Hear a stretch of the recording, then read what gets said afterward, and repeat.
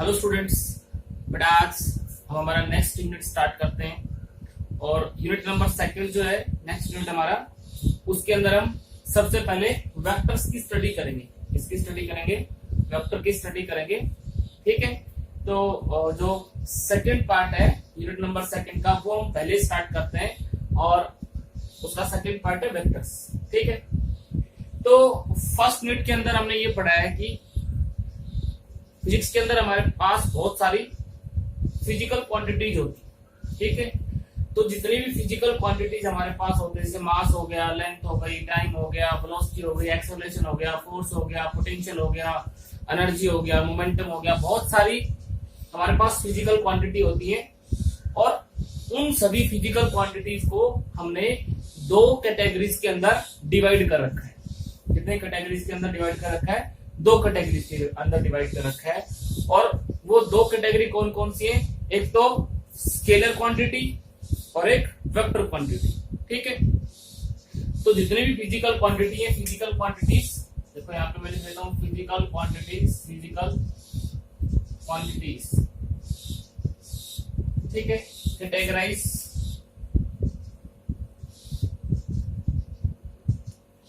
Into two types. First हमारे पास होती है स्केलर क्वांटिटी। कुछ क्वांटिटी को हमने स्केलर नाम दे दिया और कुछ क्वांटिटी को हमने वेक्टर क्वांटिटी। ठीक है, जब भी किसी क्वांटिटी के बारे में हम स्टडी करेंगे, जिसके अंदर जब भी हम किसी क्वांटिटी के बारे में स्टडी करेंगे, तो सबसे पहले हम ये देखेंगे कि ये क्वांटिटी स्केलर क्वांटिटी है या वेक्टर क्वांटिटी। ठीक है, तो स्केलर क्वांटिटी कौन सी क्वांटिटी होती है, स्केलर क्वांटिटी के अंदर क्या कैरेक्टरिस्टिक्स होती हैं, और वेक्टर क्वांटिटी जो होती है उनके अंदर क्या कैरेक्टरिस्टिक्स होती हैं, उस बारे में हम स्टडी करते हैं। तो देखो, scalar quantity, those physical quantities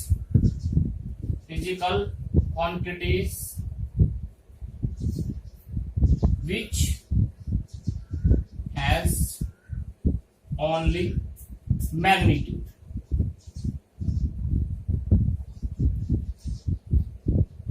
ऐसी क्वांटिटी जिनके पास सिर्फ क्या हो? मैग्नीट्यूड। फॉर एग्जांपल मास हो गया, लेंथ हो गई, टेम्परेचर हो गया, स्पीड हो गई। ठीक है, इट इज, ये ऐसी क्वांटिटी है जिनके पास सिर्फ मैग्नीट्यूड होता है। मैग्नीट्यूड क्या होता है? What is magnitude? तो सबसे पहले हमें ये पता होना चाहिए कि व्हाट इज मैग्नीट्यूड। तो मैग्नीट्यूड क्या होता है बेटा? मैं मैग्नीट्यूड लिख देता हूं, magnitude of a physical quantity. Magnitude, तो मैग्नीट्यूड जो होता है quantity of matter which it contain, या amount of matter which it contain. किसी पदार्थ में उसकी जो मात्रा होती है, amount of matter which it contains. किसी पदार्थ में जो उसकी मात्रा होती है वो उसका मैग्नीट्यूड कहलाती है। जैसे कि मैंने लिख दिया 5 किलोग्राम, तो ये 5 किलोग्राम ये क्या बता रहा है? ये मास है, हमारे पास मास है, और ये कितना है? 5 किलोग्राम। तो ये 5 किलोग्राम क्या बता रहा है? मैग्नीट्यूड। क्या बता रहा है? मैग्नीट्यूड। जैसे स्पीड हमने लिखी, speed 20 metre per second. 20 metre per second, ये 20 मीटर पर सेकेंड क्या है? ये मैग्नीट्यूड है, स्पीड का मैग्नीट्यूड। भाई कितनी स्पीड है? 20 मीटर पर सेकेंड। ठीक है, तो ये हमें सिर्फ वो बताते कि इस क्वांटिटी के अंदर कितने अमाउंट में ये चीज इंक्लूडेड है। ठीक है, तो ये क्या कहलाती है? इसकी मैग्नीट्यूड। तो वो क्वांटिटी जिनके पास फिजिक्स के अंदर सिर्फ मैग्नीट्यूड होता है। क्या होता है? मैग्नीट्यूड होता है। ऐसी क्वांटिटी को हम क्या बोलते हैं? स्केलर क्वांटिटी बोलते हैं। क्या बोलते हैं? Scalar quantity. अब दूसरे नंबर की आती है वेक्टर क्वांटिटी। वेक्टर क्वांटिटी कौन सी होती है? तो वेक्टर क्वांटिटी हम देखेंगे, वेक्टर क्वांटिटी वो फिजिकल क्वांटिटीज होती हैं जिनके पास मैग्नीट्यूड तो होता है साथ में डायरेक्शन भी होती है, साथ में डायरेक्शन भी होती है। तो ऐसी फिजिकल क्वांटिटी जिनके पास मैग्नीट्यूड भी हो और डायरेक्शन भी हो, ऐसी फिजिकल क्वांटिटीज को हम वेक्टर क्वांटिटीज कहेंगे। ऐसी फिजिकल क्वांटिटीज को हम वेक्टर की कैटेगरीज में रखेंगे। तो यहां पे हम लिख सकते हैं those physical quantities which has both magnitude as well as direction। इनके पास मैग्नीट्यूड भी हो और साथ में क्या हो, डायरेक्शन भी हो। ऐसी क्वांटिटीज को हम क्या बोलेंगे, वेक्टर क्वांटिटी बोलेंगे। क्या बोलेंगे बेटा, वेक्टर क्वांटिटीज बोलेंगे। अब देखो वेक्टर क्वांटिटी क्या क्या हो सकते हैं, क्या क्या एग्जांपल हम दे सकते हैं। बहुत सारी क्वांटिटीज जिनको हम, फोर्स हो गया, वेलोसिटी हो गई, ठीक है, डिस्प्लेसमेंट हो गया, ठीक है, मोमेंटम हो गया। ऐसी बहुत सारी क्वांटिटीज इट इज, ठीक है। तो ये क्वांटिटी क्या कहलाएंगी, वेक्टर क्वांटिटी कहलाएंगी। जैसे अब हम फोर्स को लिखते हैं, जैसे फोर्स को लिखो, फोर्स को लिखा भाई कितना फोर्स लगा, फोर्स लगाया 5 न्यूटन टुवार्ड्स ईस्ट।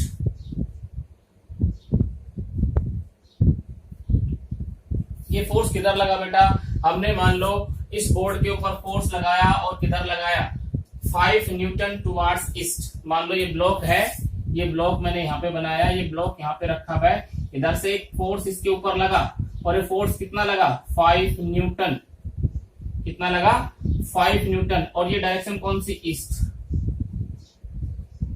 ठीक है। अब यहाँ पे एक चीज देखो, ये 5 न्यूटन तो क्या हो गया, ये 5 न्यूटन, दिस इज मैग्नीट्यूड। हमने बताया था भाई मैग्नीट्यूड कितना फोर्स लग रहा है, 5 न्यूटन। और ये ईस्ट, ये क्या हो गई, डायरेक्शन। तो डायरेक्शन प्लस मैग्नीट्यूड, अगर किसी फिजिकल क्वांटिटी में ये दोनों चीजें आती हैं, डायरेक्शन भी आती है और मैग्नीट्यूड भी आता है, तो ये फिजिकल क्वांटिटी वेक्टर क्वांटिटी कहलाएगी। क्या कहलाएगी, वेक्टर क्वांटिटी कहलाएगी। इसी तरह से वेलोसिटी देख लो, वेलोसिटी की हम बात करें तो वेलोसिटी हम लिखते हैं कि मेरी बाइक की स्पीड या बाइक की वेलोसिटी कितनी है, बाइक की वेलोसिटी है 60 किलोमीटर पर हार, 60 किलोमीटर पर हार टुवार्ड्स नॉर्थ। तो ये 60 किलोमीटर पर हार क्या हो गया, दिस इज मैग्नीट्यूड। ये तो मैग्नीट्यूड हो गया बेटा। और ये नॉर्थ क्या हो गई, दिस इज डायरेक्शन। तो इसके पास भी क्या है, दोनों चीजें। तो ऐसी फिजिकल क्वांटिटी जिसके पास मैग्नीट्यूड भी होगा और साथ में डायरेक्शन भी होगा, ऐसी फिजिकल क्वांटिटी वेक्टर क्वांटिटी कहलाएंगी। क्या कहलाएंगी, वेक्टर क्वांटिटी। अब यहां से देखो, ये तो वेक्टर क्वांटिटी जो होती है उनको रिप्रेजेंट कैसे करते हैं, किस तरह से रिप्रेजेंट करते हैं, रिप्रेजेंटेशन, ठीक है। तो यहां पे हम लिखते हैं किस तरह से हम उनको रिप्रेजेंट करेंगे। तो जितनी भी फिजिकल क्वांटिटी है, जो भी नई फिजिकल क्वांटिटी पढ़ेंगे हम, तो सबसे पहले उसके बारे में यही पता करेंगे कि भाई इसकी ये स्केलर क्वांटिटी है या वेक्टर क्वांटिटी, ठीक है। अगर डायरेक्शन और मैग्नीट्यूड दोनों होंगे तो वेक्टर क्वांटिटी होगी, अगर सिर्फ उसके पास मैग्नीट्यूड होगा तो वो स्केलर क्वांटिटी होगी। तो यहां पे देखो बेटा, यहां पे देखो,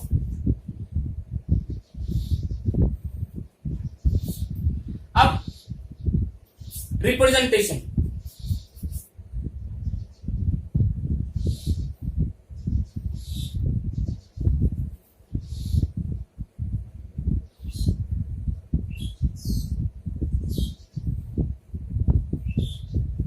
ऑफ ए वेक्टर, किसी वेक्टर को कैसे रिप्रेजेंट करते हैं, इन राइटिंग। कैसे लिखते हैं किसी वेक्टर को, तो यहां पे लिखेंगे इन राइटिंग, दो तरह से, इन राइटिंग। जब किसी भी वेक्टर को लिखना होगा तो हम उसके किसी भी लेटर के ऊपर क्या लगाएंगे, arrow head, arrow head on A given letter, a vector quantity is represented by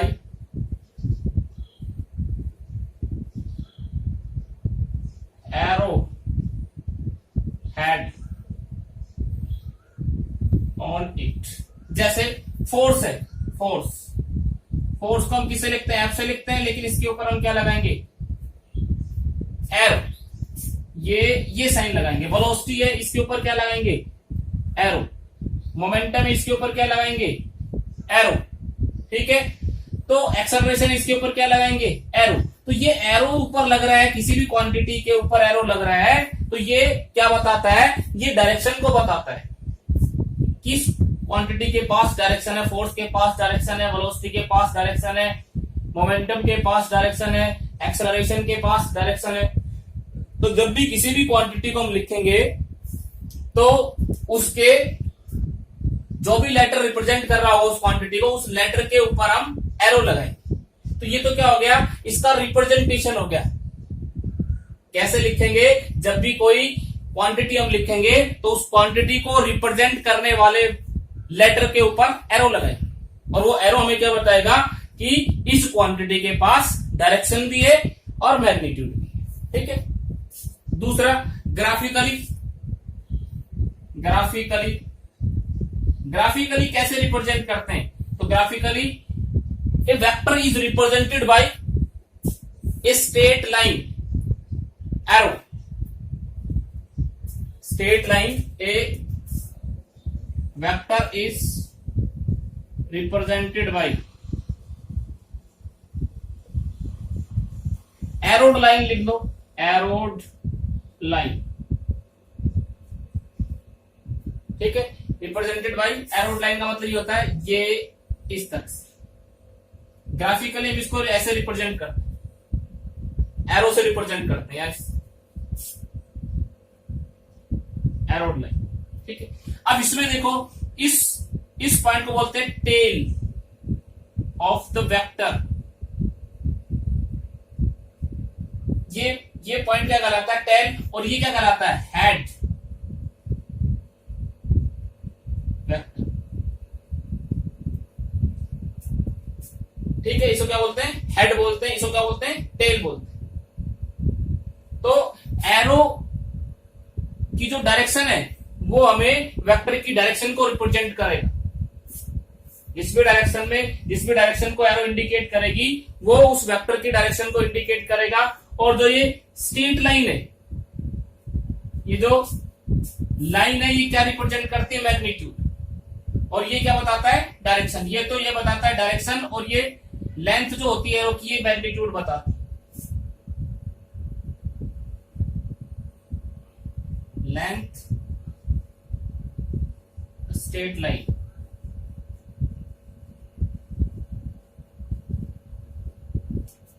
represent magnitude and arrow represent its direction। ये तो डायरेक्शन को बताएगा, और ये क्या बताएगा, मैग्नीट्यूड। हम कहें ये एक वेक्टर है A और ये एक वेक्टर है B, तो देखो B का मैग्नीट्यूड क्या है, कम है, और A का मैग्नीट्यूड क्या है, ज्यादा है, लेकिन दोनों क्या है, सेम डायरेक्शन, दोनों क्या है, सेम डायरेक्शन। ठीक है, एक वेक्टर C और बना देता हूं, C, ये वेक्टर C, इसका मतलब C वेक्टर की मैग्नीट्यूड A से भी ज्यादा है और B से भी ज्यादा है, लेकिन तीनों की डायरेक्शन क्या है, सेम। एक इसी तरह से ये एक वेक्टर मैंने बना दिया D। अब यहां पे एक चीज देखेंगे, A, B और C सेम डायरेक्शन में है, लेकिन D जो है ये अपोजिट डायरेक्शन में है। D के अपोजिट डायरेक्शन में है, और D मैग्नीट्यूड में C से छोटा है, A से छोटा है, लेकिन B से बड़ा है। और थोड़ा इसको बड़ा कर लो, B से क्या है, बड़ा है, B से बड़ा है। ठीक है, तो ये चीज क्या बताती है, तो डायरेक्शन को बताती है, वेक्टर की, और ये क्या बताता है, ये लाइन जो होती है लेंथ, ये मैग्नीट्यूड को बताता है। तो किसी भी वेक्टर को हम ग्राफिकली किससे रिप्रेजेंट करेंगे, ग्राफिकली एक एरोड लाइन से रिप्रेजेंट करेंगे, एक एरो से रिप्रेजेंट करेंगे। जो टेल होगी, जो वो स्टार्टिंग पॉइंट होगा, वो टेल ऑफ द वेक्टर को रिप्रेजेंट करेगा, और जो एरो होगा वो हेड ऑफ द वेक्टर को रिप्रेजेंट करेगा। ठीक है, तो ये वेक्टर की रिप्रेजेंटेशन होती है। अब वेक्टर जो होते हैं वो दो डायरेक्शन में हम क्लासिफाई कर रखे हैं, दो कैटेगरीज में हमने क्लासिफाई कर रखे हैं वेक्टर को। अब यहां पे देखो वो दो कैटेगरीज कौन कौन सी, देखो यहां पे एक तो होते हैं बेटा पोलर वेक्टर्स और एक होते हैं एक्सियल वेक्टर। वेक्टर भी है, उनको दो कैटेगरी में हमने बांट रखा है, वेक्टर एक तो पोलर वेक्टर और एक होते हैं axial vector.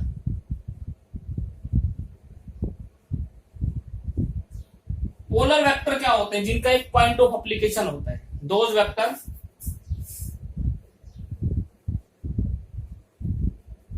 which has a point of application और a starting point, जिनका एक स्टार्टिंग पॉइंट होता है। जैसे कि ये मान लो हमारे पास कोई बॉक्स रखा है और इसके ऊपर मैंने फोर्स लगाया, दिस इज 5 न्यूटन। तो ये फोर्स एक पॉइंट पे लग रहा है, ये पॉइंट ऑफ एप्लीकेशन है इसका। तो ये वेक्टर क्या कहलाते हैं, जिनका एक स्टार्टिंग पॉइंट मतलब कहां पे फोर्स लग रही है, जिनका एप्लीकेशन पॉइंट होता है, उनको हम बोलते हैं पोलर वेक्टर। जैसे वेलोसिटी, मोमेंटम, ठीक है, एक्सेलरेशन, फोर्स, ठीक है। तो जिनका एक एप्लीकेशन पॉइंट होता है, जिनका एक स्टार्टिंग पॉइंट होता है, ऐसे वेक्टर्स को हम क्या बोलते हैं, पोलर वेक्टर्स बोलते हैं। ठीक है, ऐसे वेक्टर को हम पोलर वेक्टर बोलेंगे। और दूसरे टाइप के वेक्टर जो होते हैं वो होते हैं axial vector. Those vectors which act along the axis of rotation, those vectors which act along the axis of rotation, जो किसके अलोंग एक्ट करते हैं, जिनकी डायरेक्शन किधर होती है, एक्सिस ऑफ रोटेशन की, जिनका कोई स्टार्टिंग पॉइंट नहीं होता, ऐसे वेक्टर्स को हम क्या बोलते हैं, एक्सियल वेक्टर बोलते हैं। क्या बोलते हैं, मान लो ये पंखा है और ये पंखा ये इस तरह से घूम रहा है, ये ऐसे सर्कुलर मोशन में घूम रहे, यहां होगा कुछ देर बाद, यहां कुछ देर बाद, यहां। अब देखो यहां पे इस पॉइंट के ऊपर इसकी वेलोसिटी इधर, इस पॉइंट पे इसकी वेलोसिटी इधर, इस पॉइंट पे इसकी वेलोसिटी इधर, इस पॉइंट पे इसकी वेलोसिटी इधर। लेकिन ये कौन सी वेलोसिटी है, लीनियर वेलोसिटी। ये कौन सी वेलोसिटी है, लीनियर वेलोसिटी। इसके साथ साथ एक चीज और चेंज होती है, दिस इज एंगल। ये ऐसे घुमा, ये 0, 10, 20, 30, 50, 40 और ये 90, ये कितना 180, फिर ऐसे घूम कर आएगा 270, 360। इस तरह से लगातार क्या होता है, एंगल चेंज होता है, इसको क्या बोलते हैं, एंगुलर डिस्प्लेसमेंट। अब इसमें हमने देखा होगा जब पंखा घूमता है, पंखा जब घूमता है तो उसकी एक्सिस जो होती है वो क्या होती है, फिक्स होती है। ये जो इसकी विंग्स होती हैं वो एक फिक्स एक्सिस के अराउंड ऐसे घूमती हैं। Centre of mass rotational motion में सेंटर ऑफ मास जो होता है वो फिक्स होता है, ठीक है। और तो ये कैसे रोटेशनल इफेक्ट को शो करते हैं और इनकी डायरेक्शन जो होती है एक्सिस ऑफ रोटेशन के अलोंग होती है। तो ऐसे वेक्टर्स को हम क्या बोलते हैं, एक्सियल वेक्टर। जैसे फॉर एग्जांपल एंगुलर वेलोसिटी हो गया, angular velocity, torque, angular momentum etc। ठीक है, जैसे मान लो हमारे पास ये एक अम्ब्रेला है,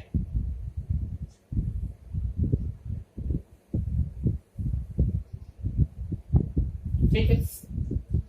अब देखो मेरे हाथ में एक छाता है और छाते के चारों ओर क्या होता है, उसका एरिया होता है और एक डंडा होता है पकड़ने के लिए। अगर बारिश ऊपर से आ रही तो मैं कैसे, ऐसे करूंगा, बारिश सामने से आ रही तो ऐसे करूंगा, बारिश ऐसे आ रही तो ऐसे करूंगा, डायरेक्शन चेंज करूंगा, उस एरिया की डायरेक्शन क्या करूंगा, चेंज करूंगा। लेकिन उस एरिया की डायरेक्शन में कहां से कंट्रोल करता हूं, कहां से कंट्रोल करता हूं, उसकी एक्सिस से। उसकी एक्सिस को घुमाऊंगा तो इस तरह से सामने से बारिश रुकेगी, इस तरह से घुमाऊंगा तो इस तरह से इधर डायरेक्शन चेंज हो जाएगी, इस तरह से ऊपर की तरफ।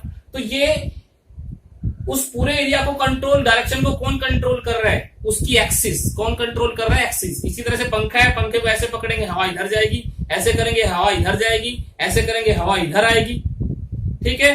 तो ये कौन कंट्रोल कर रहा है उसको, उसकी एक्सिस, ठीक है। तो ऐसे वेक्टर्स जिनकी डायरेक्शन एक्सिस के अलोंग होती, या फिर those vectors which act along the axis of rotation, ऐसे वेक्टर्स को हम क्या बोलते हैं, एक्सियल वेक्टर। तो दो तरह के वेक्टर्स हम पढ़ेंगे, एक पोलर वेक्टर्स और एक एक्सियल वेक्टर, ठीक है। अब यहां से देखो कुछ वेक्टर्स के बारे में हम स्टडी करते हैं। तो सबसे पहले हमारे पास आता है यूनिट वेक्टर। सबसे पहले हम पढ़ेंगे यूनिट वेक्टर। तो यूनिट वेक्टर क्या होता है वो देखो बेटा, यूनिट वेक्टर, यूनिट वेक्टर बहुत ही इंपॉर्टेंट है। यूनिट वेक्टर बहुत कम आएगा, तो इसको अच्छे से पढ़ेंगे हम। Unit vector, unit vector. अब यूनिट वेक्टर क्या होता है, यूनिट का मतलब होता है वन। ऐसा वेक्टर जिसकी मैग्नीट्यूड यूनिट और डायरेक्शन सेम, ये vector which has unit magnitude and same direction as that of given vector। किसी भी वेक्टर का यूनिट वेक्टर कैसे निकालते हैं, किसी भी वेक्टर का यूनिट वेक्टर कैसे निकालते हैं, तो यूनिट वेक्टर निकालने के लिए उस वेक्टर को उसकी मैग्नीट्यूड से डिवाइड कर दो, उस वेक्टर को उसकी मैग्नीट्यूड से डिवाइड कर दो। देखो हम यहां पे मान लो ये मेरे पास एक वेक्टर है, वेलोसिटी, वेलोसिटी, और ये कितना है 5 मीटर पर सेकेंड। इसका मतलब इसमें कितने इक्वल, इससे 5, कितने इक्वल, इससे 5 इक्वल। ये 1 मीटर पर सेकेंड, ये भी 1 मीटर पर सेकेंड, ये भी 1 metre per second, 1 metre per second, 1 metre, ठीक है। तो इसका यूनिट वेक्टर कैसे निकालेंगे, तो unit vector v cap is equal to v vector divided by v vector का मैग्नीट्यूड, मॉडुलस। इसको बोलते हैं यूनिट वेक्टर, यूनिट वेक्टर, और इसको बोलते हैं कैप। ये unit vector is represented by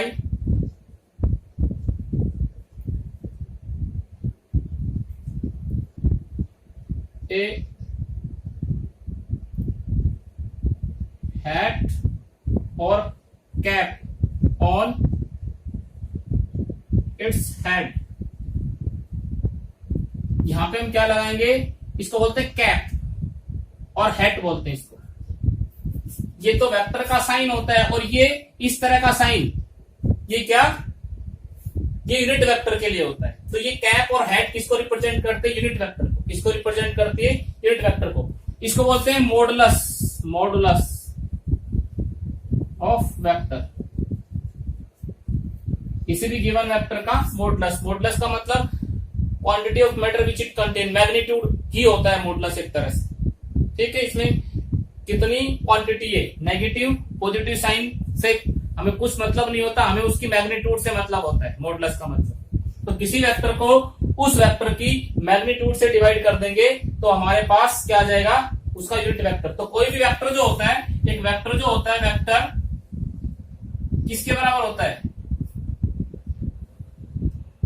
उसकी magnitude of vector multiply by unit vector. ठीक है, यहां से देखो ये v वेक्टर है, v को रिप्रेजेंट किया, v से रिप्रेजेंट किया, v वेक्टर किसके बराबर आएगा, दिस इज v का मैग्नीट्यूड मल्टीप्लाई बाय v के। अच्छा, इसको हम यहां नीचे ले आएंगे। ठीक है, तो ये हमारे पास क्या मिल जाएगा, यूनिट वेक्टर मिल जाएगा। तो किसी भी वेक्टर को उसकी मैग्नीट्यूड से, उसके मॉडुलस से डिवाइड कर देंगे तो हमें यूनिट वेक्टर मिल जाएगा। क्या मिल जाएगा, यूनिट वेक्टर। ठीक है, तो ऐसे भी लिख सकते हैं, a unit vector is obtained by a vector divided by its modulus, vector divided by its modulus, its magnitude. ठीक है, ये क्या होता है, unit vector in Cartesian coordinates.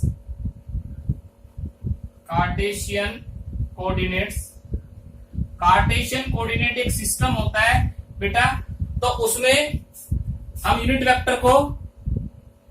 Vectors along I cap, along x y and z direction represented bye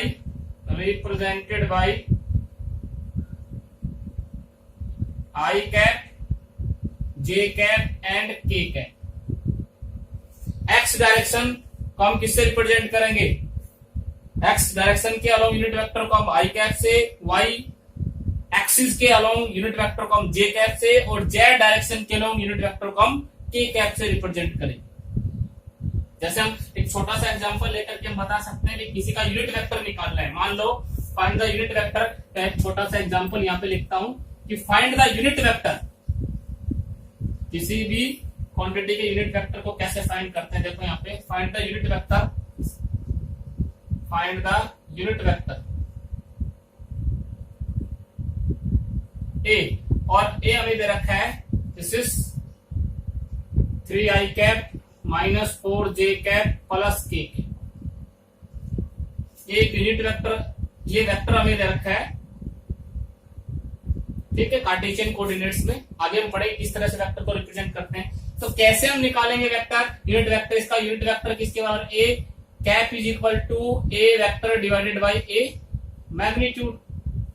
अब देखो यहाँ पे ए वेक्टर का हमारे पास है, इसका मैग्नीट्यूड निकालना पड़ेगा। किसी भी वेक्टर का मैग्नीट्यूड कैसे निकालते हैं, वेक्टर का मैग्नीट्यूड हम निकालते हैं, this is under root a x square plus a y square plus a z square. तो ये ए एक्स होता है, ये ए वाई होता है और ये ए जेड होता है। यहां 1 मान सकते हैं तो निकाल लो।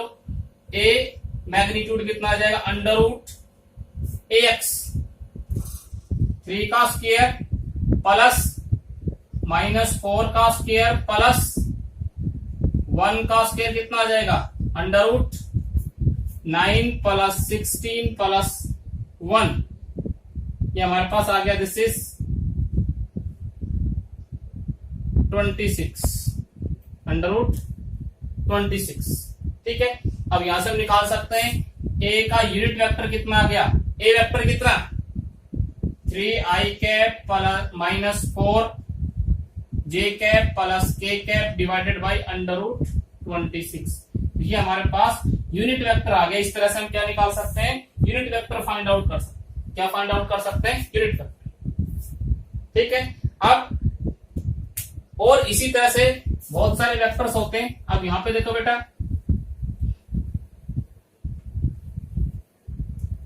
Equal vectors,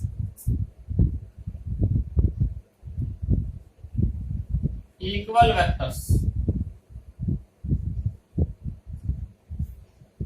those vectors which have same magnitude and act in same direction, those vectors which have same magnitude and act along same direction। जिनका मैग्नीट्यूड तो क्या हो, इक्वल हो या सेम हो, और डायरेक्शन भी क्या हो, सेम। जैसे हमने ये एक वेक्टर बनाया ए, दूसरा वेक्टर बनाया बी, तो हम क्या कहेंगे, a vector and b vector क्या है, equal vectors. A vector is equal to b vector, ठीक है। तो जिनका मैग्नीट्यूड सेम हो, मैग्नीट्यूड इक्वल हो, डायरेक्शन सेम हो, ऐसे वेक्टर्स को हम इक्वल वेक्टर्स बोलते हैं। इसी तरह से negative vector,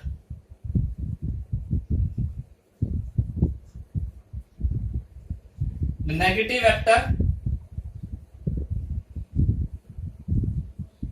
of a given vector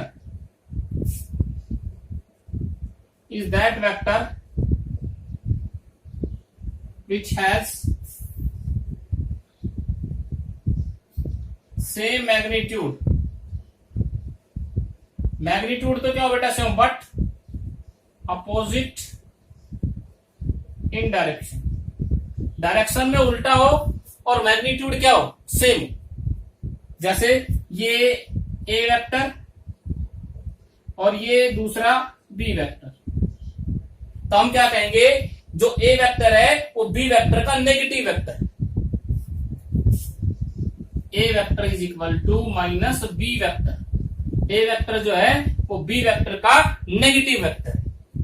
तो ऐसे वेक्टर जिनका मैग्नीट्यूड तो इक्वल हो और डायरेक्शन क्या हो, अपोजिट हो, तो ऐसे वेक्टर को हम नेगेटिव वेक्टर बोलते हैं, गिवन वेक्टर का नेगेटिव। इसी तरह से को इनिशियल वेक्टर, को का मतलब कॉमन और इनिशियल का मतलब होता है स्टार्टिंग पॉइंट। ऐसे वेक्टर जिनका स्टार्टिंग पॉइंट कॉमन हो, जिनका स्टार्टिंग पॉइंट सेम हो, ऐसे वेक्टर्स को हम क्या बोलते हैं, को initial vectors. those vector which has common starting point are called co-initial vector। ऐसे वेक्टर को हम को-इनिशियल वेक्टर्स बोलते हैं। जैसे मैं यहां पे बना के दिखा सकता हूं, ये ए वेक्टर, ये बी वेक्टर, ये सी वेक्टर, ये डी वेक्टर। तो देखो सभी का स्टार्टिंग पॉइंट क्या है, कॉमन है, एक जगह से स्टार्ट हो रहे हैं। तो ये पॉइंट, ये क्या कराएंगे, को इनिशियल वेक्टर। क्या कराएंगे, को इनिशियल वेक्टर। इसी तरह से हमारे पास आता है कोलिनियर वेक्टर। क्या आता है, कोलिनियर वेक्टर। तो कोलिनियर का मतलब जो एक ही डायरेक्शन में एक्ट कर रहे हो, मैग्नीट्यूड इक्वल और अनइक्वल हो सकता है, लेकिन common direction, coinitial vector, sorry collinear.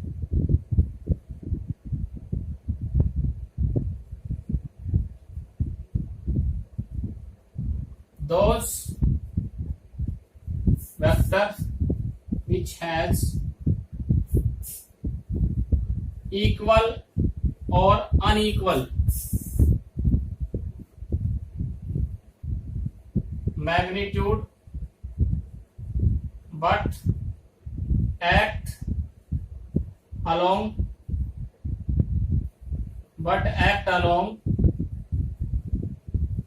parallel lines। ठीक है, जैसे ये इस तरह से,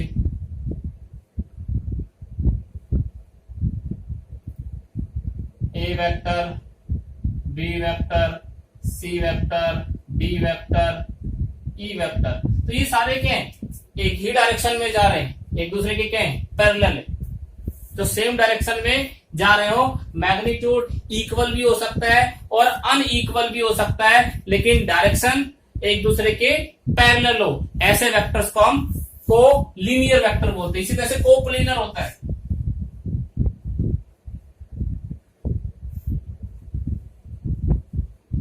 coplanar vector those vectors which are lies in same plane, common plane जिनका हो, those vectors which are lies in same plane, एक ही प्लेन में लाई करें, same plane, are known as coplanar vector. ऐसे वेक्टर्स को क्या बोलते हैं? कोप्लेनर वेक्टर्स, जिनका कॉमन प्लेन हो, एक ही प्लेन हो। जैसे ये एक वेक्टर, ये एक वेक्टर, ये एक वेक्टर ए बी सी, ये सारे क्या है? एक ही प्लेन में, एक्स वाई। इधर तो कोई प्लेन है नहीं, वाई और एक्स, जो एक ही प्लेन में लाई करें, ऐसे वेक्टर्स को हम कोप्लेनर वेक्टर बोलते हैं। ठीक है, इसी तरह से होते हैं लोकेलाइज्ड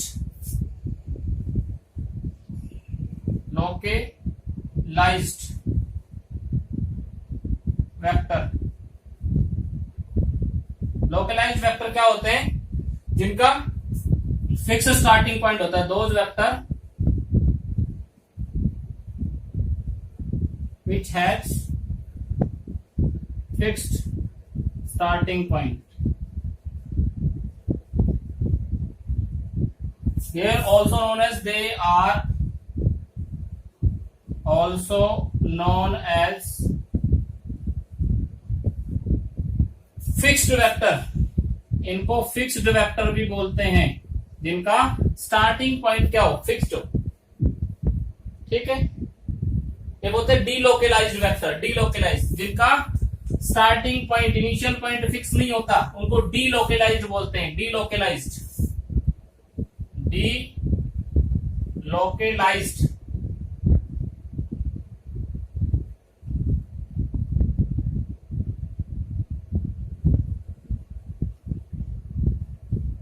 those vectors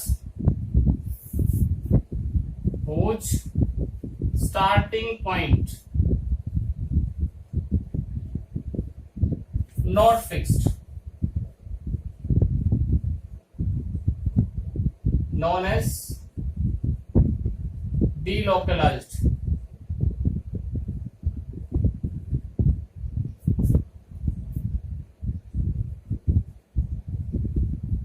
और इनको फ्री वेक्टर भी बोलते हैं, फ्री वेक्टर, क्योंकि इनका स्टार्टिंग पॉइंट फिक्स नहीं होता, इसलिए इनको फ्री वेक्टर भी बोलते हैं। क्या बोलते हैं? फ्री वेक्टर्स भी बोलते हैं। ठीक है, तो ये कुछ टाइप्स के वेक्टर थे हमारे पास, ठीक है, जिनकी हमने स्टडी की। इसी में आगे आता है एक हमारे पास पोजीशन वेक्टर। क्या आता है? Position vector. और पोजीशन वेक्टर बहुत ही इंपॉर्टेंट है। तो पोजीशन वेक्टर देखो बेटा, पोजीशन वेक्टर क्या होता है? Position vector, position vector. तो पोजीशन वेक्टर देखो, मान लो हमारे पास कोई प्लेन है एक्स वाई, तो ये हमारा ओरिजिन है, इसको बोलते हैं ओरिजिन। इस पॉइंट को जहां पे एक्स भी जीरो और वाई भी जीरो, इसको बोलते हैं ओरिजिन। ठीक है, इधर वाई एक्सिस, इधर एक्स एक्सिस। यहां कोई पार्टिकल घूम रहा है, कोई पार्टिकल घूम रहा है, तो मान लो किसी भी पॉइंट वो पार्टिकल ए पॉइंट के ऊपर है, यहां ये है ए, तो इस पॉइंट से ओरिजिन का जो स्ट्रेट लाइन डिस्टेंस है, ओरिजिन से और इसका जो डिस्टेंस है, जो वेक्टर ड्रा करेंगे ओरिजिन से पॉइंट ए का, वो क्या बताएगा? पोजीशन वेक्टर बताएगा। ये क्या है? पोजीशन वेक्टर ऑफ ए। ठीक है, अब मान लो ये एट टाइम टी, और ये ऐसे चल रहा है, चल करके यहां पहुंच गया टी डैश टाइम में, बी पॉइंट पे पहुंच गया, तो इसका पोजीशन वेक्टर ये ओरिजिन से और उस पॉइंट तक जो वेक्टर ड्रा करेंगे वो क्या कहलाएगा? Position vector. Position vector, position vector tells us straight line distance, straight line distance from the origin, क्या बताता है, उस पॉइंट से स्ट्रेट लाइन डिस्टेंस, ओरिजिन से उसका स्ट्रेट लाइन डिस्टेंस, और दूसरा क्या बताता है, and also tells us direction of the direction with respect to origin. भाई ओरिजिन के रिस्पेक्ट टू इसकी डायरेक्शन किधर है, इधर है, ठीक है, और यहां से यहां तक स्ट्रेट लाइन डिस्टेंस कितना है, this information given by the position vector. तो पोजीशन वेक्टर जो होता है वो उस इंस्टेंट, उस पॉइंट से और ओरिजिन के बीच जो वेक्टर हम ड्रा करते हैं वो क्या कहलाता है, पोजीशन वेक्टर कहलाता है। क्या कहलाता है, पोजीशन वेक्टर, ठीक है। अब यहां पे टी टाइम पे यहां था, टी डैश पे यहां चला गया, अब ये ए से बी, ये क्या कहलाएगा, डिस्प्लेसमेंट वेक्टर। ये क्या कहलाएगा, डिस्प्लेसमेंट वेक्टर, डिस्प्लेसमेंट वेक्टर। और डिस्प्लेसमेंट वेक्टर में क्या बताता है, डिस्प्लेसमेंट वेक्टर में ये बताता है कि how much and in which direction the given object take place. Displacement vector tells us how much and in which direction the given object take place in given interval of time, interval of time। दिए गए interval में, interval time interval कितना, T dash minus T, time interval, ये time interval है भाई। यहां से यहां तक जाने में कितना टाइम लगा, फाइनल टाइम कितना टी डैश, इनिशियल टाइम कितना टी, तो टी डैश माइनस टी। तो इस टाइम इंटरवल में जो हमारा ऑब्जेक्ट है वो किस डायरेक्शन में, in which direction and how much take place करेगा, उसको हम क्या बोलते हैं, डिस्प्लेसमेंट वेक्टर। तो यहां हमारा ए बी क्या आएगा, ए बी जो होगा वो डिस्प्लेसमेंट वेक्टर, डिस्प्लेसमेंट वेक्टर क्या बताएगा, डिस्प्लेसमेंट वेक्टर। मान लो इस पॉइंट के कोऑर्डिनेट एक्स वाई और इसके x dash y dash, x dash y dash. तो ए बी हम कैसे निकाल सकते हैं, a b displacement x dash minus x i cap plus y dash minus y j cap, इस तरह से हम लिख सकते हैं।